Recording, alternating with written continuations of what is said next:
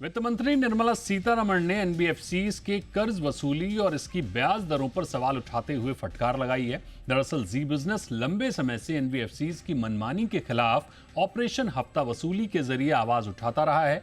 ऐसे में जी बिजनेस की मुहिम को वित्त मंत्री का भी साथ मिल गया है। आखिर एनबीएफसीज से क्यों नाराज हैं एफएम और वित्त मंत्री ने आखिर क्या दी है इन्हें चेतावनी? आप देखिए ये रिपोर्ट। आगे एक्सपर्ट के साथ करेंगे चर्चा। एफएम की सख्ती, रडार पर एनबीएफसीज।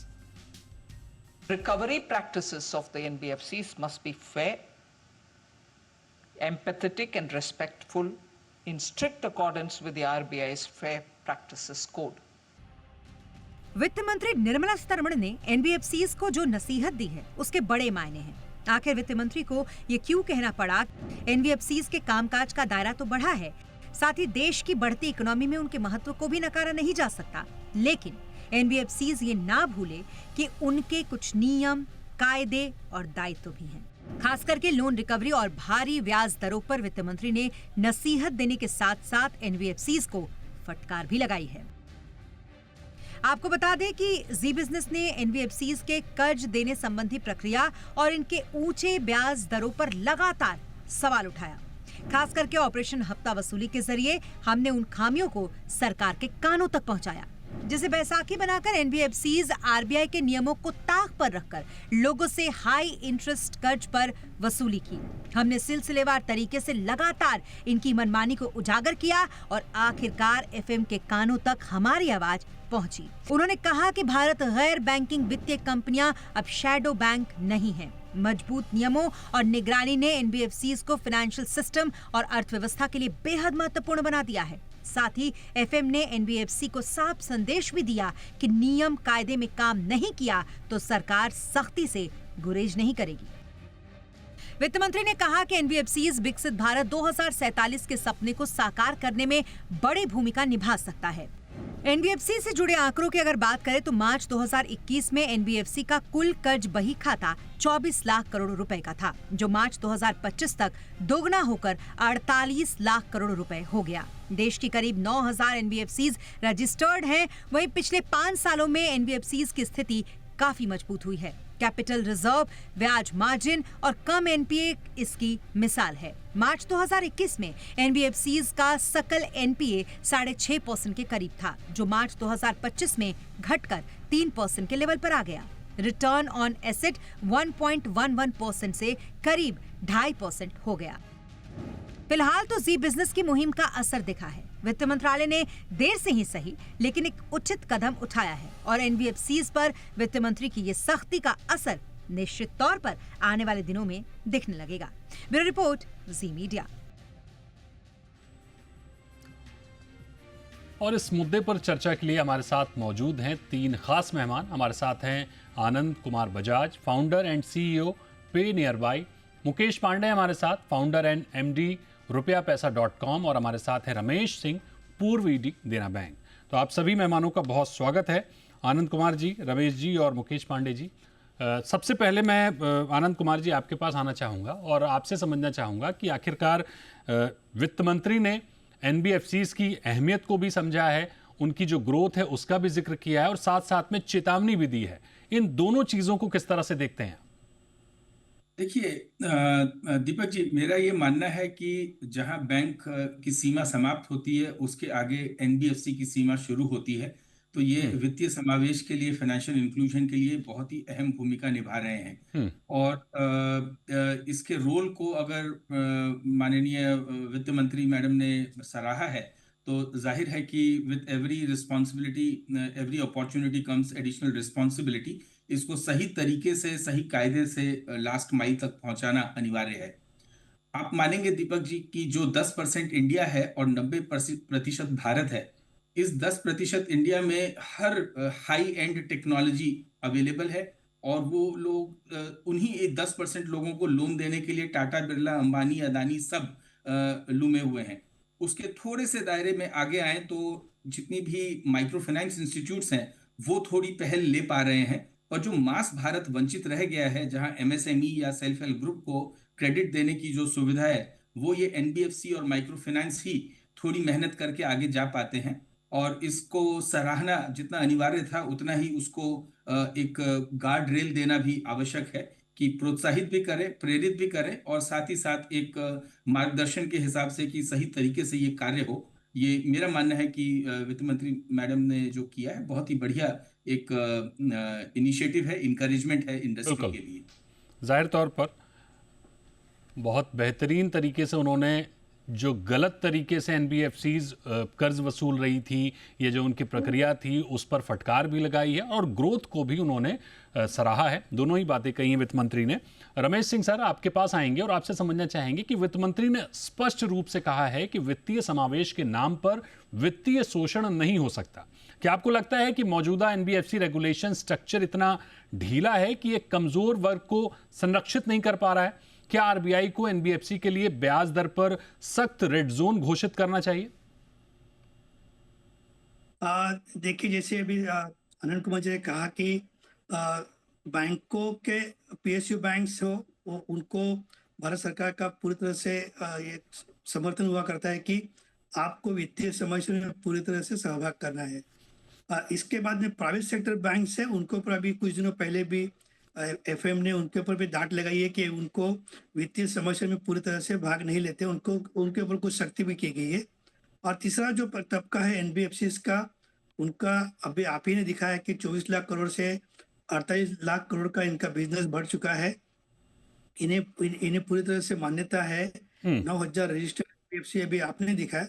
जी। अब मैं समझता हूँ कि जो एफएम ने आज जो हिदायत दी है, वो खास करके इस तरह की इनकी जो आर्म ट्विस्टिंग रिकवरी की हुआ करती है, जो कि हम बैंकों के ऊपर सख्त पाबंदी हुआ करती है कि हम सुबह 7 से रात को 7 बजे के बीच में ही उनसे फोन करके मिलना, बातचीत करना कर सकते। जी। शाम को 7 बजे आप जा नहीं सकते। तो ये एनबीएफसी जहाँ पे सेवाएं आपको डोर स्टेप सर्विसेज दे पाती है, तो उनकी रेट ऑफ इंटरेस्ट भी वहाँ ज्यादा करती है और उनकी रिकवरी भी बहुत ज्यादा होती है, क्योंकि वे उतने व्यक्ति लोगों को रखते हैं और हाईटेक टेक्नोलॉजी उनके पास हुआ करती है। तो ये बिल्कुल सही है कि इन पर जो आर्म ट्विस्टिंग करके इनके ऊपर जो लोगों से वसूली की जाती है वो, और हाई रेट ऑफ इंटरेस्ट, उसके ऊपर एफएम का ये बिल्कुल सही था कि इनके ऊपर कोई लगाम लगाई जाए। और रिजर्व बैंक ऑफ इंडिया को भी चाहिए कि जैसे हम बैंकों को कहा जाता है कि आप एनबीएफसी को लोन इतना ही परसेंट दे सकते हो, हमारे पर नियंत्रण हुआ करता है कि एनबीएफसी को इतना एक्सपोजर नहीं ले सकते हो, तो वैसे इनके ऊपर आगे ऑन लेंडिंग के लिए इनके ऊपर बंधन होना चाहिए कि इतने ज्यादा रेट नहीं लगाए हुए। ठीक, बड़ी अहम बात आपने कही। मुकेश पांडे जी, आपके पास आते हैं। आपके पोर्टल के डेटा के अनुसार एनबीएफसी से लोन लेने वाले 60% से अधिक ग्राहक ब्याज दर की तुलना नहीं करते हैं, केवल डिजिटल अप्रूवल स्पीड को प्राथमिकता देते हैं। क्या ये न केवल फाइनेंशियल लिटरेसी बल्कि सिस्टमेटिक एक्सप्लॉयटेशन का संकेत है? क्या सरकार को डिजिटल लोन प्लेटफॉर्म पर ब्याज दर डिस्क्लोजर अनिवार्य करना चाहिए, जैसे फूड प्रोडक्ट पर कैलोरी डिसाइड होती है?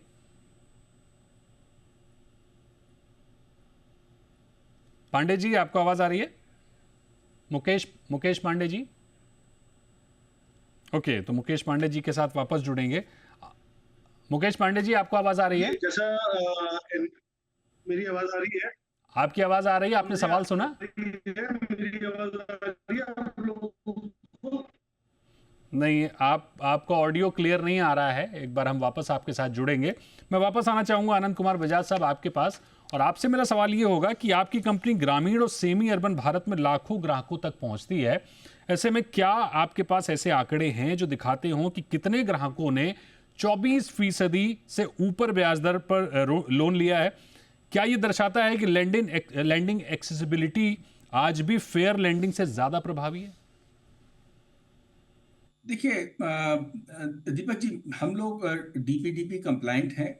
कई तरह के डेटा हम लोगों से हमारे पास से होकर नहीं गुजरता है। वो डायरेक्टली हमारे प्लेटफॉर्म से लेंडर के पास जाता है, और लेंडर अकाउंट एग्रीगेटर या ओकेन फ्रेमवर्क को इस्तेमाल करते हुए लोन की जो उनकी रूल इंजन्स हैं, रिस्क कैपेबिलिटीज हैं, उसको इवैल्यूएट करके लोन को हाँ या ना करते हैं, और जिस रेट में उनको देना होता है वो देते हैं। तो ये डेटा हमारे पास नहीं आता। आप ऐसे देखें कि आज जितनी भी टेक्नोलॉजी इवॉल्व होती जा रही है, उससे डिजिटल सेवी सेगमेंट आसानी से जाकर के लोन ले सकता है। उसी हाई एंड टेक्नोलॉजी को हम लोगों ने एट पे नियर बाय हमने ग्रैनुलराइज, सैचेटाइज, यूनिवर्सलाइज किया है। आम आदमी तक हम एक पाइपलाइन की तरह इसको गांव गांव तक ले जाकर लोन की लीड ओरिजिनेट करवा के बैंकों में एप्लीकेशन करवा पाते हैं। तो हम इसको एक तरह से दास बोलते हैं, डिस्ट्रीब्यूशन एज अ सर्विस।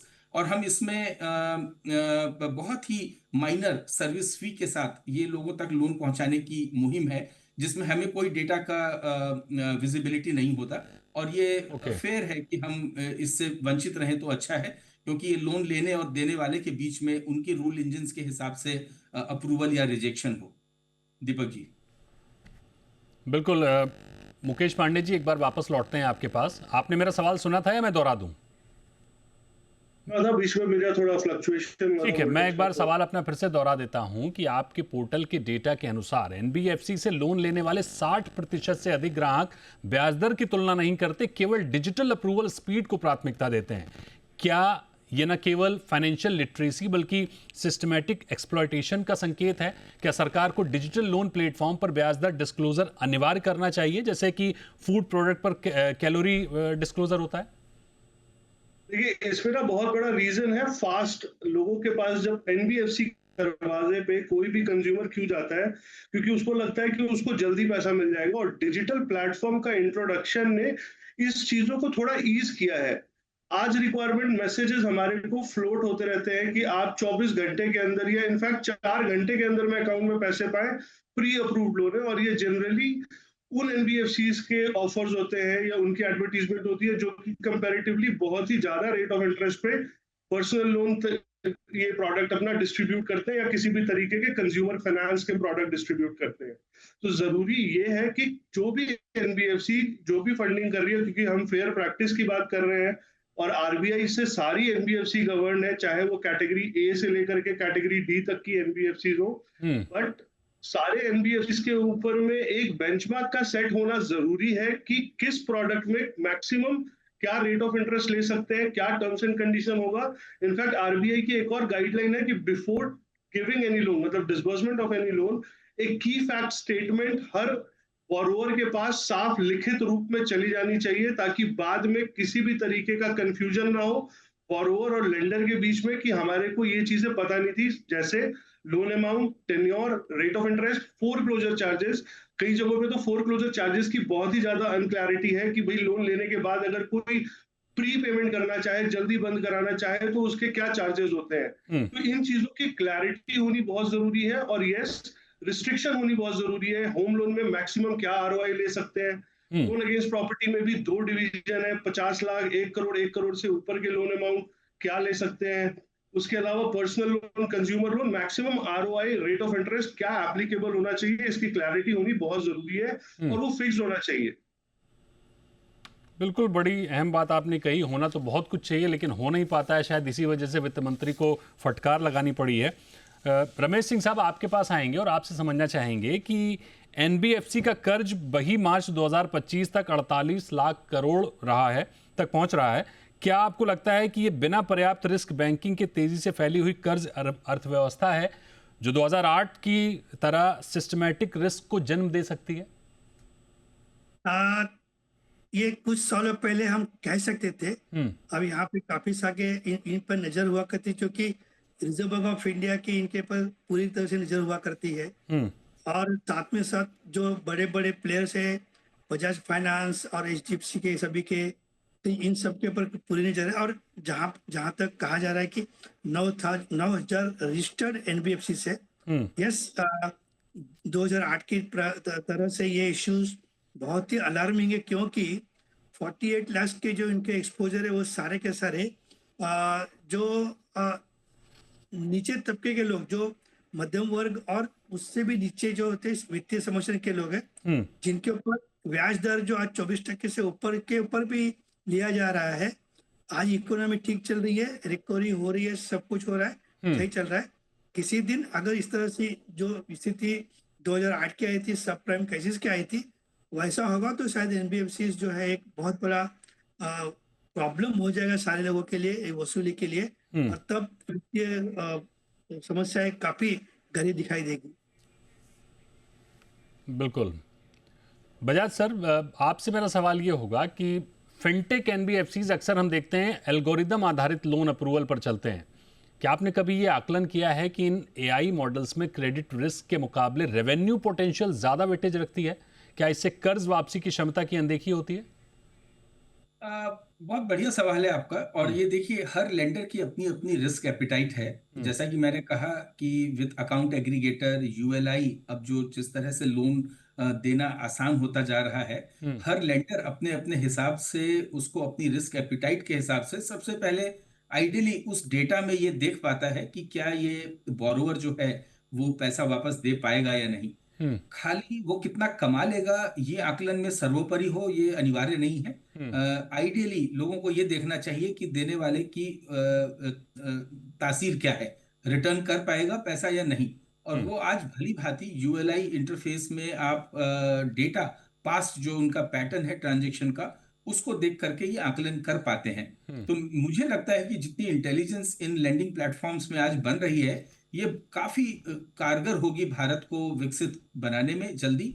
और इसमें जो क्रेडिट डिसीजनिंग के मेथड्स हैं वो हर तरह के कंटेक्स्ट को इवैल्यूएट करके ही बनाए जा रहे हैं। और आपने जैसा कि रिकवरी रेट्स में भी अभी बताया कि काफी अच्छी इंप्रूवमेंट आई है, तो वो इस बात को दर्शा रहा है कि ये लोन रूल इंजन्स जो है काफी अच्छे पैमाने पे इवॉल्व हो रहे हैं। ठीक बात है। मुकेश पांडे जी, क्या आपने ये ट्रैक किया है कभी कि एनबीएफसी द्वारा ऑफर किए गए लोन का औसत ब्याज पिछले 2 वर्षों में कितना रहा है, जबकि आरबीआई रेपो रेट स्थिर रहा है?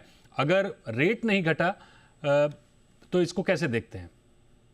देखिए, सबसे पहली बात जो जानना जरूरी है, एनबीएफसी की जो बोरोइंग कॉस्ट है उसकी क्लैरिटी नहीं है। हर एनबीएफसी की जो बोरोइंग है, जिसको हम लोग प्राइम लेंडिंग रेट कहते हैं एनबीएफसी के कॉन्टेक्स्ट में, तो सब एनबीएफसी का अलग है। तो इसकी क्लैरिटी किसी भी बोरोवर को नहीं हो पाती कि प्राइम लेंडिंग रेट क्या है, कब क्या बढ़ रहा है, कब क्या घट रहा है। जैसे हमें रेपो रेट को एनालाइज करने में इजी होता है।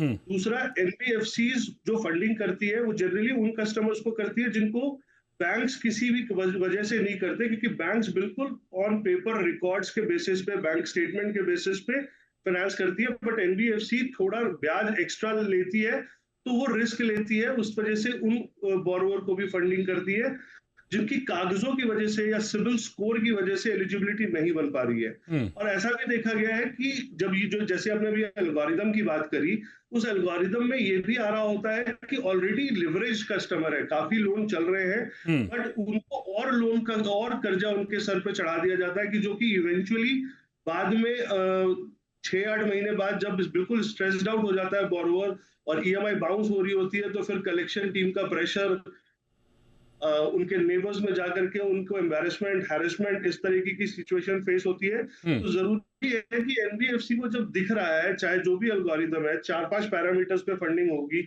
चाहे सिविल स्कोर, इनकम के बेसिस पे, बैंकिंग के बेसिस पे, तो ऑलरेडी उनके जो भी बोरोइंग्स है, किसी की इनकम का 70% से ज्यादा लोन नहीं होना चाहिए, हाइपोथेटिक फिगर भी लिया जाए तो। लेकिन फिर भी एनबीएफसीज उनको फंडिंग करके बाद में इतना ओवर लिवरेज कर देती हैं कि किसी भी तरीके से बोरोवर के पास डिफॉल्ट करने के अलावा कोई सिचुएशन नहीं रहता और सिविल धीरे धीरे और भी खराब होता जाता है। और उसी तरीके से उनके रेट ऑफ इंटरेस्ट भी तभी वेरी करते हैं। अगर इनकम अच्छा है, सब कुछ बढ़िया है, तो रेट ऑफ इंटरेस्ट बहुत अच्छा मिल जाता है। जैसे अगर एनबीएफसी की बात करें, बजाज भी है, बहुत फेयर प्रैक्टिस कर रहे हैं, टाटा कैपिटल है, श्रीराम फाइनेंस है।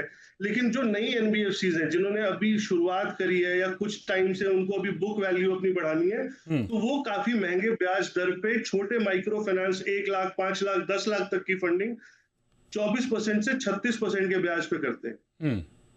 तो आपको क्या ये नहीं लगता है कि खुद ही एनबीएफसी समस्या जनित हो जाते हैं? देखिए, मैं एनबीएफसी के पॉइंट ऑफ व्यू को मैं वैलिडेट नहीं कर रहा, लेकिन मैं माइंडसेट की बात कर रहा हूँ, बिकॉज मैं इस इंडस्ट्री में लगभग 20 साल से हूँ। उनको लगता है कि अगर मैंने साल में 10 करोड़ की, सपोज एक एग्जांपल के तौर पे ले रहा हूँ, कि मैंने लोन डिस्ट्रीब्यूट किया, डिफॉल्ट अगर 4%, 5% भी हुआ, तो मेरी रिकवरी 35% पर है, मेरी प्रॉफिटेबिलिटी है बुक्स में। ओके, ठीक है। रमेश सिंह साहब, आपसे मेरा सवाल ये होगा कि कई छोटे एनबीएफसी खुद बैंक से ऊंचे ब्याज पर पैसा उठाकर ग्राहकों को 30% पर लोन दे रहे हैं। क्या ये रेगुलेटेड एक्सप्लॉयटेशन की श्रेणी में आता है? क्या अब समय आ गया है कि एनबीएफसी लोन पर बैंक के मुकाबले एक अधिकतम ब्याज सीमा या इंटरेस्ट सीलिंग कहा जाए, तय कर दी जाए?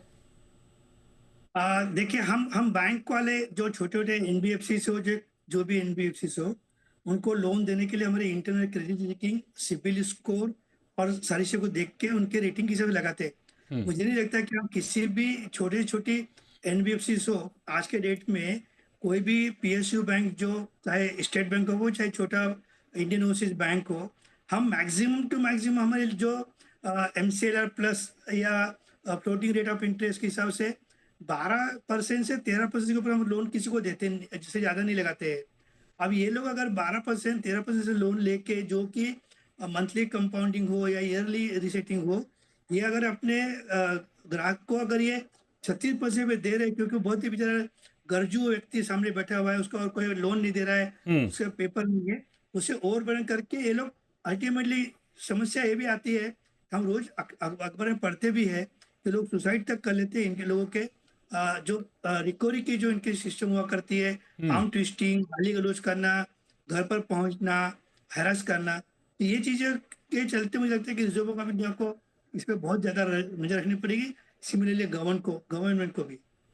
जाहिर तौर पर आनंद कुमार बजाज साहब, आपसे मेरा सवाल ये होगा, बड़ा इंपॉर्टेंट पॉइंट सर ने उठाया, रिकवरी को लेकर वित्त मंत्री ने भी सवाल उठाए थे, पूरी कार्य प्रणाली पर सवाल उठाए थे। क्या आपके पास डेटा है कि आपके नेटवर्क से जुड़े एजेंट कितनी बार कर्ज लेने के लिए यूजर को प्रोत्साहित करते हैं, भले ही उसकी जरूरत हो या ना हो? यानी आक्रामक मार्केटिंग का डिजिटल रूप। देखिए, कोई स्टेप अप इंसेंटिव अरेंजमेंट्स नहीं है, और मेरा मानना है कि मास मार्केट जो डीप रूरल भारत है वो काफी संतुलित है। वो अनावश्यक लोन लेना और व्यय करना पसंद नहीं करता। काफी एक बैलेंस्ड अप्रोच है उनकी लाइफ में, और हमें कोई ऐसे अचानक स्पाइक्स नहीं दिखते हैं। मैं बड़ा खुश हूं कि जिस भारत सेगमेंट को हम लोग सर्व कर रहे हैं वहाँ काफी संतुलित काम हो पा रहा है, और एज अ न्यूट्रल नेटवर्क हम लोग चाहते हैं कि और ज्यादा से ज्यादा पार्टनर्स हमारे नेटवर्क में मास भारत तक पहुंचे। जहां तक ज्यादा ब्याज और रिकवरी की बात है, हम अपने नेटवर्क में देख पाते हैं कि कई लोग अभी भी कैश इकोनॉमी में काम कर रहे हैं, इसलिए उनकी नैच की जो मैंडेट है वो कई बार फेल हो जाती हैं, और वे लोग आके हमारी दुकानों पे बीबीपीएस प्लेटफॉर्म है एनपीसीआई का, बहुत ही बेहतरीन प्लेटफॉर्म है, उसके माध्यम से अपने लोन का बकाया वापस दे पाते हैं। तो एक अच्छी तरह से ये सुव्यवस्था चल रही है मास रूरल भारत में, मैं देखता हूं। ठीक बात है। एक सवाल मुकेश पांडे जी आपसे मेरा ये होगा कि को लेंडिंग मॉडल में एक ग्राहक को दो संस्थाओं की जिम्मेदारी झेलनी होती है, बैंक की और एनबीएफसी की। क्या आपके अनुभव में इससे डिजिटल कंफ्यूजन या डिसबर्समेंट जटिलता बढ़ती है? पहली बात, क्या आपने औसतन को लेंडिंग लोन पर चार्जिंग स्ट्रक्चर का कंपैरिजन डेटा कभी एकत्र किया है, क्या जुटाया है कभी? देखिए, को लेंडिंग जो फंडिंग है उसके अंदर में एक एनबीएफसी किसी बैंक या किसी बड़ी एनबीएफसी के साथ टाई अप करती है, और वो उनको कहती है कि जी मैं महीने की इतने लोन डिस्ट्रीब्यूट करूंगा। फॉर एग्जांपल 10 करोड़ का महीने का डिस्ट्रीब्यूशन है, जिसकी पूरी अंडरराइटिंग हमारी, पूरी कलेक्शन की जिम्मेदारी हमारी। सिर्फ हमारे को आपके साथ एक को लेंडिंग ब्रांड चाहिए, ताकि मार्केट के अंदर में हमारी ब्रांड वैल्यू भी बढ़े, और आपकी रिस्क सिर्फ 25% है। तो और आप जब बात कर रहे हैं, जैसे अगर मान लो बजाज या टाटा या कोई भी बड़ी कंपनी किसी के साथ टाई अप करेगी, तो उसका कॉस्ट ऑफ फंड 10 से 12%, 13% है। लेकिन को लेंडिंग कंपनी जब उसको अपने रिस्क पे आगे डिस्ट्रीब्यूट कर रही है, तो वो उसी लोन अमाउंट के 35%, 40%, 30%, जिस भी क्राइटेरिया में कस्टमर फॉल हो रहा है, जो भी उन्होंने अपने क्राइटेरिया को लिस्ट किया हुआ है, उस तरीके से वो बेच रही है। तो को लेंडिंग के में अब तो काफी कंपनीज आगे से बंद हो चुकी है। पहले ये आज से 1 साल 1.5 साल पहले काफी को लेंडिंग का ट्रेंड चला था, लेकिन अभी कुछ फिनटेक कंपनी जो अच्छी कंपनीज के साथ टाई अप करके, जैसे फॉर एग्जांपल अभी लोन फ्रेम करके एक अच्छी एनबीएफसी है, जिन्होंने अच्छी कंपनीज के साथ टाई अप करे हैं और लोन डिस्ट्रीब्यूशन कर रहे हैं और फेयर प्राइस पे कर रहे हैं, जो कि नॉर्मल अनसिक्योर्ड की प्रैक्टिस होती है मैक्सिमम 17-18% तक। लेकिन जो छोटी एनबीएफसीज है या छोटी को लेंडिंग कंपनीज है, वो इसका फायदा उठा रही है को लेंडिंग रिलेशन का, और फिर अपने महंगे रेट ऑफ इंटरेस्ट पे फाइनेंस करती है। आगे एजेंसीज को कलेक्शन के लिए अपना पूरा पोर्टफोलियो देती है। 3 महीने तक अगर पेमेंट कलेक्शन बैंक की टीम कर रही है या एनबीएफसी की टीम कर रही है, पेमेंट कलेक्शन हो जाता है, ठीक है। उसके बाद फिर वो आगे जिस भी एजेंसी को देती है उनके साथ एक वॉल्यूम टाई अप होता है कि भाई 10 करोड़ का अमाउंट पेंडिंग है, आप मुझे 5 करोड़ ले आओ, बाकी पे आपका इंसेंटिव या आपकी जो भी जिस भी तरीके की अंडरस्टैंडिंग है, जिसके वजह से जो अपनी एजेंसीज हैं जो कि कलेक्शन या रिकवरी के लिए पहुंचती हैं, बहुत रूड तरीके से भी बिहेव करती है। हैरेसमेंट, लोगों में आस पड़ोस नेबर्स में उसको जलील करना, ऐसी भी हरकतें होती हैं जिसको लेकर के आज माननीय श्रीमती सीतारमन जी ने ये पॉइंट रेज किया है कि इस तरीके से एनबीएफसी को प्रैक्टिस में नहीं लेके आना चाहिए। जाहिर तौर पर एनबीएफसी इन बातों को कितना मानती हैं ये बड़ा सवाल है। रमेश सिंह साहब, आपसे मेरा सवाल ये होगा कि वित्त मंत्री ने को लैंडिंग को गहराने की बात की है, लेकिन क्या बैंकों की भूमिका अब गैर जिम्मेदार फंड प्रोवाइडर की हो गई है, जो एनबीएफसी को जोखिम के साथ पैसा दे रहा है लेकिन ग्राहक अनुभव की जिम्मेदारी नहीं ले रहा है? क्या एक यूनिफाइड लैंडिंग रिस्पॉन्सिबिलिटी फ्रेमवर्क की जरूरत है? देखिए, को लेंडिंग या एनबीएफसी को हम जो बैंक लोन देते हैं, हम इसी हिसाब से देते हैं कि वो भी एक वित्तीय संवर्षण में कर सके। अगर हम वो विंडो बंद कर दे और हम पहुंच ही नहीं पाए वित्तीय संवर्षण के इस तबके तक, तो शायद उनको कौन मदद करेगा, क्योंकि हम सबकी रीच एक लेवल तक ही पहुंची हुई है, हम लोग को उससे आगे हम नहीं पहुंच पाते हैं, और इसीलिए शायद एनबीएफसी फल फूल भी रही है। तो मुझे लगता है कि हम सबको हम तो क्या मैक्सिमम ये क्या कर सकते हैं कि एफएम ने कहा कि भाई रिपो रेट कम कर दिया, तो हम लोगों ने हमारा एमसी अगर रेट 1% आधा % कम कर दिया, उसके हिसाब से उसकी रेटिंग के हिसाब से, क्योंकि इन सबको फ्लोटिंग रेट दिया जाता है, तो उनकी कॉस्ट ऑफ बोरिंग थोड़ी सी कम हो जाती है अकॉर्डिंगली। लेकिन उसी को ध्यान में रखते हुए अपने ग्राहक को, बारोर को उसका बेनिफिट नहीं देते हैं, यही सबसे बड़ी दिक्कत है। मुझे लगता है कि हम सबको शायद सरकार का एक जो आज इसमें एक्शन लिया गया है, जो किया है एफएम ने, वो काफी सराहनीय है, और शायद इसमें आगे भी कुछ काम होगा जहाँ पे शायद ये बंधन आ ही जाएंगे कि भाई आप लोगों को सख्ती नहीं करनी है, आपकी रिकवरी की प्रोसेस डिफाइन की जाएगी, आपके शायद कल को जाके इनके ऊपर रेट के बंधन भी आ जाएंगे, जो बहुत जरूरी है। ठीक बात है। आनंद कुमार बजाज साहब, आपसे एक अंतिम सवाल लेंगे और आपसे मैं समझना चाहूंगा कि अगर हम देखें तो बैंकों के पास, एनबीएफसीज के पास, को लेंडर हैं, उनके पास, सबके पास ग्राहकों की तो पूरा डेटा होता है कि उसका सिबिल स्कोर कैसा है, वो फंड दे पाएगा कि नहीं दे पाएगा, कर्ज चुका पाएगा कि नहीं चुका पाएगा, उसने पहले कौन सी गड़बड़ियां की हैं। लेकिन कंज्यूमर के पास, जो लोन लेने जा रहा है, उसके पास किसी तरह का डेटा नहीं होता है कि इस बैंक ने अभी तक कितनी गड़बड़ियां की हैं, क्या वो सही तरीके से एनबीएफसी लोन दे रही है कि नहीं दे रही है, कर्ज वसूली कैसे करती है। क्या कोई ऐसा एक फेयर, एक ट्रांसपेरेंट सिस्टम नहीं बनना चाहिए कि अगर मैं खुद भी कहीं पर लोन अप्लाई कर रहा हूं तो मुझे पता हो कि इस कंपनी की अपनी क्रेडिबिलिटी कैसी है, ये किस तरह से लोन की वसूली करती है? काफी आउट ऑफ बॉक्स सवाल है दीपक जी, और बहुत ही उम्दा ये फ्रेमवर्क की बात कर दी है आपने जी। और मैं कायल हूँ इस फ्रेमवर्क का जो आप पूछ रहे हैं। जैसे इंश्योरेंस में अगर आप देखें तो एक उनका जो रेशियो होता है क्लेम सेटलमेंट का, ये काफी हेविली पब्लिसाइज किया जाता है, और उससे इंश्योरेंस में ग्राहकों को काफी कंफर्ट मिलता है कि हाँ, मैं इस इंश्योरर से अगर कवर लूंगा तो क्लेम सेटलमेंट में मेरे परिवार को मुझे तकलीफ नहीं होगी। पर अगर ऐसा ही फ्रेमवर्क यदि लेंडिंग में भी बनाया जाए, देखिए मेरा मानना है कि ग्राहक नॉर्मली जितना जो सजग है, अवेयर है, वो ऑनलाइन जाकर के कुछ सोशल मीडिया से कुछ चीजें देख पा रहा होगा, किंतु हाँ, कहीं ना कहीं ये कंसोलिडेटेड डेटा विजिबल भी होगा कि किन लोगों के यहाँ कितनी ओम्बड्समैन में कंप्लेन आई है। लेकिन मेरा मानना है जो ग्राहक लोन लेता है वो या तो क्लियर है मेंटली कि मैं वापस दे दूंगा, तो उनको ये चीजें देखने की आवश्यकता नहीं होनी चाहिए। जैसे हमने कभी होम लोन लिया या कार लोन ली, हमें मालूम है कि हम एक सिलसिलेवार तरीके से इसको इस समय में पे कर पाएंगे। ये शायद उन्हें देखना पड़े ये फ्रेमवर्क जिन्हें लगता है कि वो लोन नहीं दे पाएंगे, कि कौन कितनी सख्ती से वसूली करेगा। और ये एंटीथीसिस है एक्चुअली कि लोन लेने वाला, जैसे मेरे मित्र ने कहा, मुकेश जी ने, वो ये देखता है कि मुझे कितनी जल्दी लोन मिल जाए, भले ही थोड़ा ब्याज दर ज्यादा हो। लोन लेने आदमी खड़ा तब होता है जब उसे बहुत सख्त जरूरत होती है उस समय, और कई लोगों को पता होता है कि वो इसको शायद चुका नहीं पाएंगे टाइम पर ब्याज ज्यादा देके रिवॉल्व करके आगे दे देंगे। और सख्ती से वे वाकिफ हैं, मुझे लगता है, क्योंकि सबको पता है पैसा देना आसान है, वापस लाना बहुत कठिन है। और अगर लाना कठिन है तो देने में भी कठिनाई होगी ही। तो मेरा मानना है कि इस फ्रेमवर्क को जितना पॉपुलर किया भी जाए, अच्छा सवाल है आपका, और मैं इसको जरूर FACE जो हमारी SRO है उसमें, और IFF दोनों SROs में इसकी बात जरूर रखूंगा आपके behalf. It's a great idea.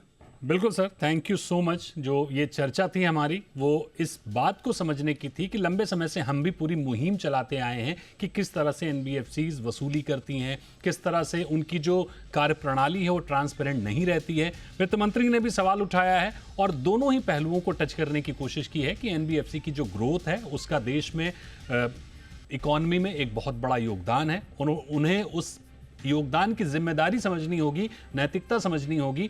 लेकिन दूसरी ओर जो उनकी अनफेयर प्रैक्टिस है, जिस तरह से वो वसूली करते हैं, या जो उनकी पूरी मॉडस ऑपरेंडी है, कहीं कहीं पर जहां वो वादा खिलाफी भी करते हैं, उन सारी चीज़ों पे थोड़ा सा संभलना होगा। तभी जाके सही मायने में प्रगति दिखेगी। और वित्त मंत्री की चिंताएं बिल्कुल वाजिब हैं। और इस चर्चा के लिए बहुत बहुत शुक्रिया आपका हमारे साथ जुड़ने के लिए, आनंद कुमार साहब, मुकेश पांडे जी और रमेश सिंह साहब हमारे साथ जुड़ने के लिए और चर्चा करने के लिए बहुत बहुत शुक्रिया आपका।